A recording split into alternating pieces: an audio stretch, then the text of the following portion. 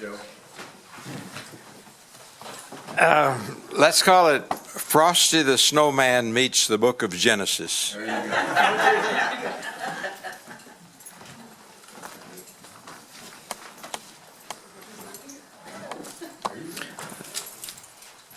You can just hold it like that would be good.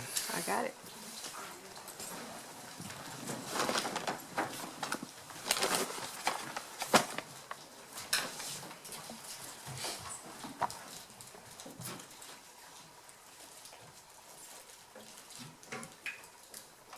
That blessed reference that the pastor made, do you feel blessed, he asked the children.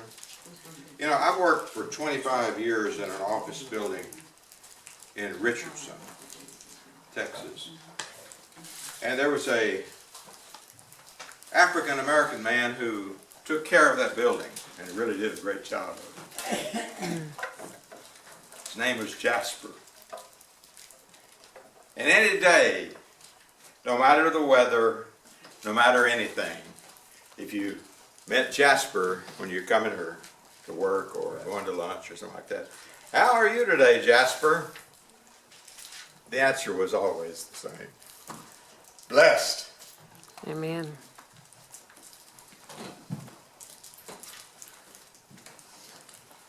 Let's see, Bob, I guess I'm supposed to switch this thing on. Does that sound right? Now, is it coming through? Mm-hmm. Good. Yeah, I have a great friend, I haven't seen him in a few years, named David Clark, who has performed at Tinney Chapel, I'd say 3, maybe 4 times, not in the last few years at all. Sometime 10 or 12 years ago. He performed here several times.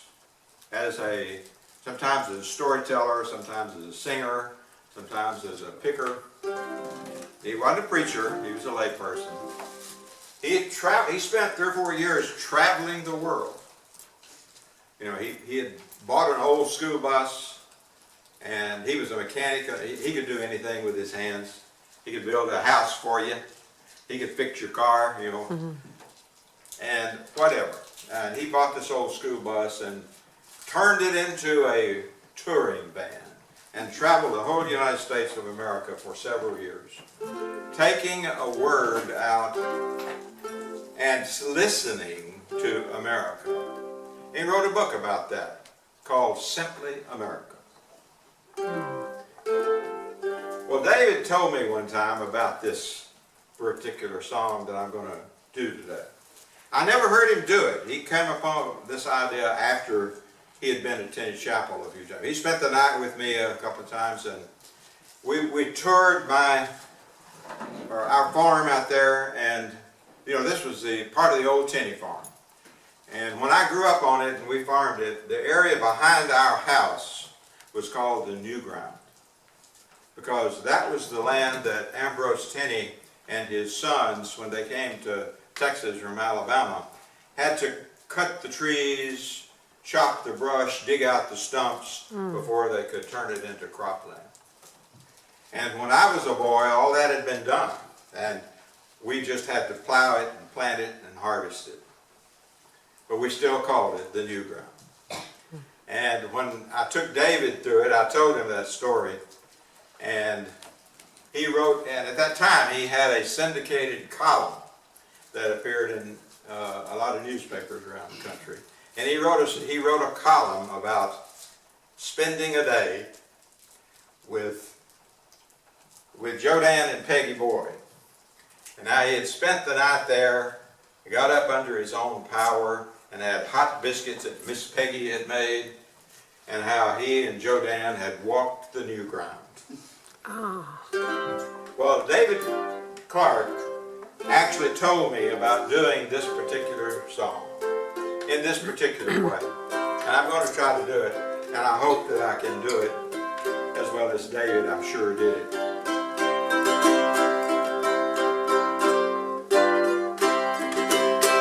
And the Lord God formed man from the dust of the earth and breathed into his nostrils the breath of life. And the man became a living being.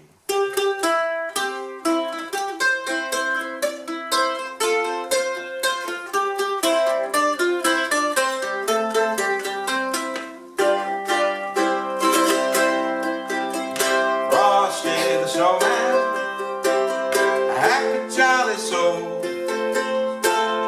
corncob pipe and a button nose and 2 eyes made out of coal.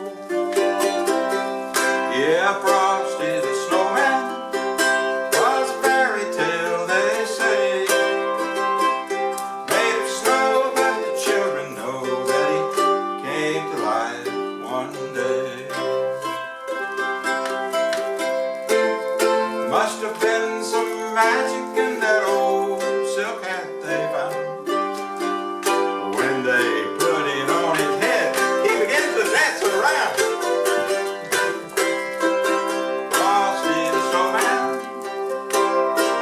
alive as he could be, children say he could laugh and play, same as you and me.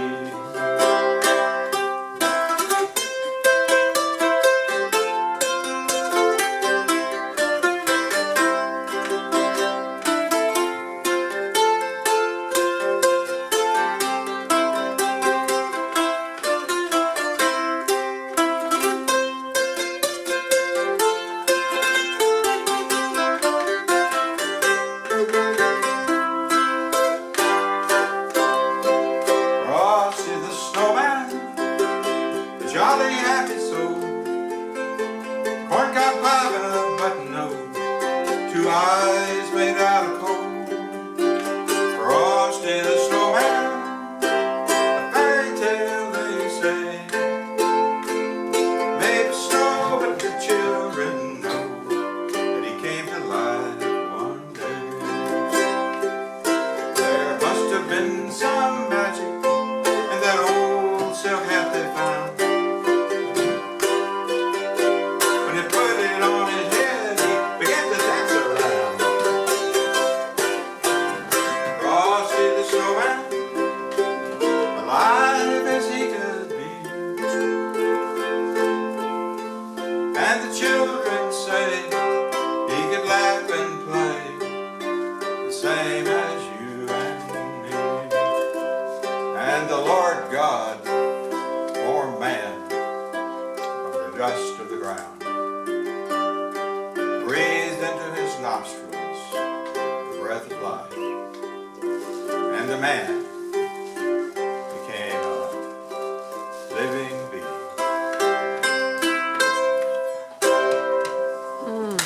Amen. I love Good job, Joe. Thank you. it. Love it. I'm going to see if Angela and Wanda and her crew would come and light our candles.